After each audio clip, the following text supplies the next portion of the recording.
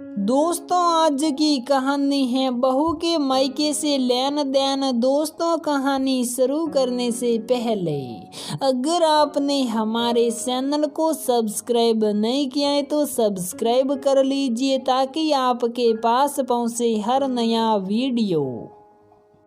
बहू घर की लक्ष्मी होती हैं, सही भी हैं। जीवन भर बहू मायके से कुछ न कुछ भरकर ही लाती रहती हैं। बेटी की सिर्फ शादी करना ही पर्याप्त नहीं है। सगाई के बाद से जो खर्चे चालू होते हैं वो रुकते ही नहीं हैं। शादी पर लाखों खर्च करने के बाद भी हर त्योहार पर बहू के मायके से सबके लिए कपड़े, मिठाइयाँ, गहने आते हैं। पहला त्योहार है, इसी के नाम पर भी लेने का रिवाज बना रखा है।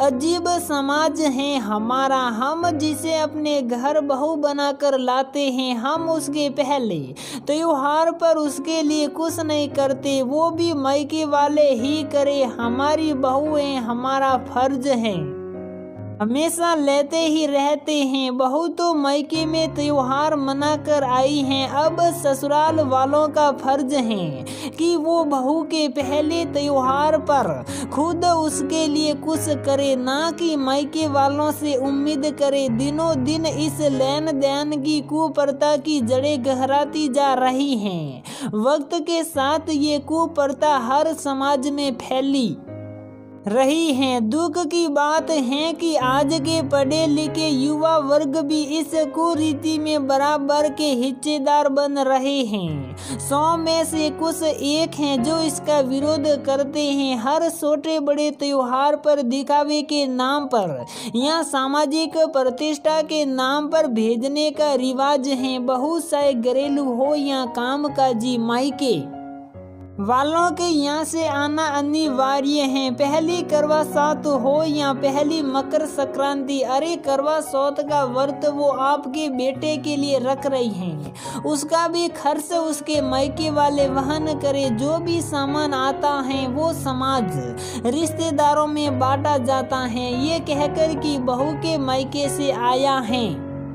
फिर सब अपनी राय रखते हैं, अच्छा आया है, कोई कहता है थोड़ा और कर देते, इकलौती बेटी है। शादी के बाद कई जगह 8वां पूजन का रिवाज है। जब गर्भवती को 8वां महीना लग जाए तब ये पूजा पति पत्नी जोड़े से करते, कुल देवी का आशीर्वाद लेते हैं। अब इस 8वें पूजन पर भी बहू के मायके से ससुराल वालों को कपड़े, सोने की अंगूठी, मिठाइयाँ, अचार, पापड़ और भी कई तरह के खाने पीने की सामग्री आती हैं। ये सब चीजें गर्भवती की पसंद की भेजी जाती हैं और सारा ससुराल में बट जाता है। ये भी समाज में एक कुप्रथा है। बच्चे के पैदा होने पर खुशी मनाना अच्छा लगता है।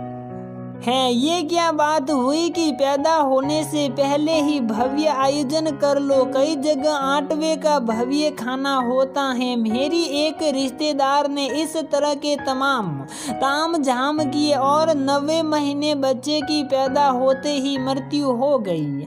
8वें पूजन में कुल देवी का आशीर्वाद लो, जो रिवाज है वो करे, पर बहू के मायके से क्या आएगा इसकी उम्मीद छोड़ दे। माता पिता क्या सारी उम्र देते ही रहेंगे? उनका अपना जीवन नहीं है, उनका भी अपना परिवार है, अपनी जिम्मेदारियां हैं। आखिर कब तक समाज के डर से हम इस कुप्रथा का भार ढोते रहेंगे?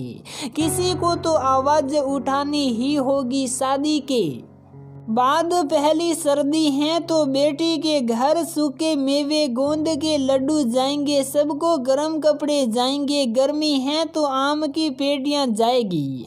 नहीं भेजेंगे तो लोग क्या कहेंगे, रिश्तेदार क्या कहेंगे, समाज क्या कहेगा। सब थोड़े दिन बातें बनाकर चुप हो जाएंगे। पहली दिवाली पर लक्ष्मी गणेश की शादी की मूर्ति भी बहू के मायके से आने का रिवाज है। आप अपने लिए अपने खर्चे से अपने मंदिर में भगवान भी स्थापित नहीं कर सकते। पहली होली पर रंग, चांदी की पिचकारी चाहिए, गणेश चतुर्थी पर चांदी के डंडे चाहिए। ये सब क्या लगा रखा है? हर त्योहार पर बहू के मायके से ही आएगा। कुछ माता पिता भी अपने शान के लिए देते रहते हैं, जो बाकी के लिए सर दर्द बन जाता है। आज की महंगाई के युग में जब खुद के घर का खर्चा चलना मुश्किल है, ऐसे में ये रीति रिवाजों के नाम पर लेन देन सारा बजट बिगड़ जाता है। बहुत सी बहनों के बीच इकलौते भाई की तो स्थिति काफी खराब हो जाती हैं। बहनों के ससुराल में भरते भरते खुद की आर्थिक स्थिति डावाडोल हो जाती है। कुछ समाज में ये रिवाज होता है कि पहली डिलीवरी मायके वाले ही करवाएंगे, बच्चा आपका है। ये भार माता पिता पर डालना तो जायज नहीं है। हद होती है समाज के इन रिवाजों की। बच्चे पर हक तो ससुराल वालों का, पर सारा भार मायके वाले ढोए। बच्चे होने के बाद भी जलवा के नाम पर लूटा जाता है। इसमें भी दोहरे मापदंड हैं।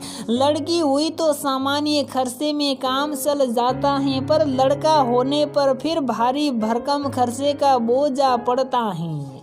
जमाने के नाम पर सबके लिए कपड़े, मिठाइयाँ, सोने चांदी के गहने, बर्तन, खिलौने, बच्चे के कपड़े और भी ना जाने क्या क्या। पोता आपके घर में हुआ है, खुद जरा भी खर्चा नहीं करेंगे, सारा बहू के मायके से ही आएगा।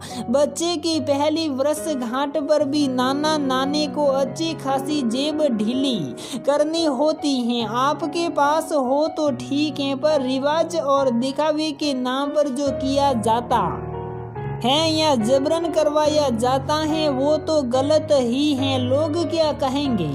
नाना नानी ने कुछ दिया ही नहीं, बहू घर बना ले, उसका नांगल या गृह प्रवेश करे तो भी मायके वाले सब ससुराल वालों के लिए कपड़े बर्तन लाते हैं। ये भी अनिवार्य है। हवन से बहू मायके की साड़ी पहनकर ही उठती है। चलो ठीक है, ये रिवाज निभा लो, पर पूरे ससुराल वालों को कपड़े आएंगे क्या? जिंदगी भर मायके वाले रीति रिवाजों के नाम पर लूटे ही जाते रहेंगे क्या?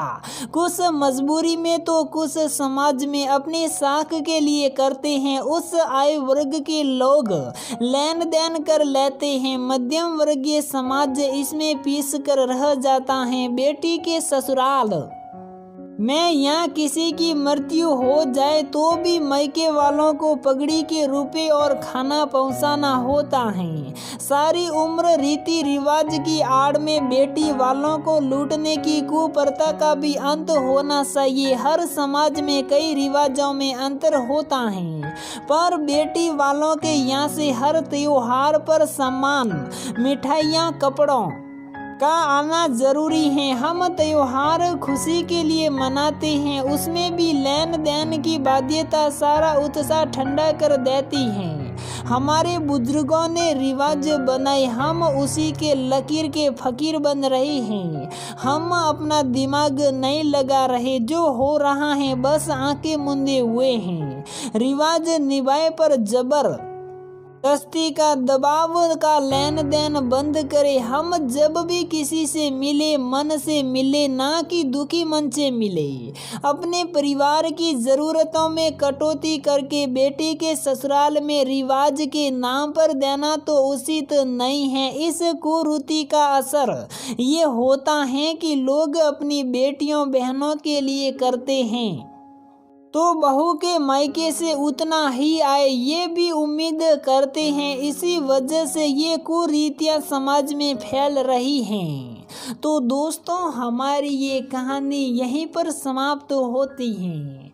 अगर आपको हमारी ये कहानी पसंद आती है तो वीडियो को लाइक करें, शेयर करें और हमारे चैनल को सब्सक्राइब ज़रूर करें। दोस्तों हम रोज इस प्रकार की नई नई कहानियाँ इस चैनल पर अपलोड करते रहते हैं, तो चलिए दोस्तों हमारे चैनल को खोलें और जाइए और हमारे चैनल के पूरे वीडियो देखें और आप हमको अपनी प्रतिक्रिया बताइए कि आपको हमारी ये कहानियाँ कैसी लगी, आपको कैसा मोटिवेशनल मिला। तो दोस्तों आप प्लीज हमारे चैनल को सब्सक्राइब कर लीजिए ताकि हम जो भी एक नई नई कहानियाँ अपलोड करें वो आपके पास तुरंत पहुंच सके।